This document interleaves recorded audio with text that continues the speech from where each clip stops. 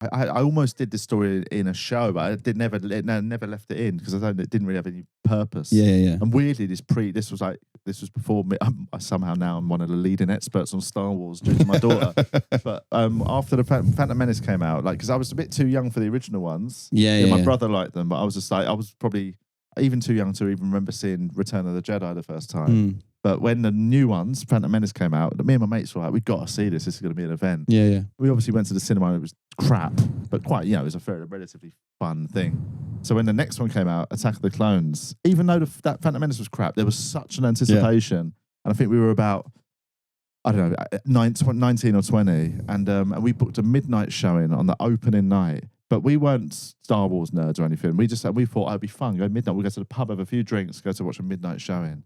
And when we got there, it was literally everyone was like, they were proper Star Wars fans. There was people in costumes, right? So we were like, we've slightly misjudged this.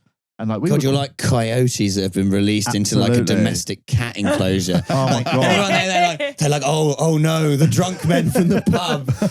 They're all there like, I'm an Ewok. And then you walk in like, oi, lads. I know, but a bit too. Who wants a Stella? To our credit, we saw it and we were like, all right, we're here to watch the film. Let's have some respect. But then one of my mates did not commit to live up to that. We're in a nerd space. People of nerds. And we went in and it was actually amazing, the atmosphere. Like before the film, you could feel it bristling. And then, like it went dark, boom. And you could hear like, people like that. And then it goes, da-da, and Star Wars comes out and people started cheering. And then the words come up like that and everyone's reading the words and it takes about 90 seconds to read them. And there's always this bit, if you watch a Star Wars film, when as the words start drifting off, the music goes down. It goes very quiet. Yes. And then normally a ship goes boom like that. So these words have gone for 90 seconds and everyone is like reading them. And just as it went quiet and the words were drifting off, my mate just went, this better not all be fucking words.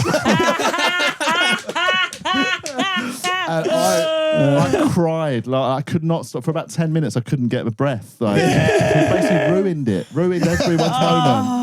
Like it's like subtitled for the deaf. Like we've come to the wrong show. Oh my God. To this day, I feel really guilty about it. A movie of words, though, would be so funny to put on. Words. Never God, that's funny. Have you not seen the previous one? When he had, he just did it on purpose. He thought it'd be funny. Oh, okay, right. Totally, right. we're just pretending to be an idiot. And thought this was a funny thing to say. And it was at the time, but now I feel deeply sad about it. That would be an incredible prank from George Lucas if it was just like just kept going. And it's just the entire screenplay. 2.5 hours later. And then the words just just credits. The words just become the credits. Yeah. Fine, what? Written by. Yeah, not very long credits. Not a lot of graphic design. At the end, just like yours sincerely, George Lucas.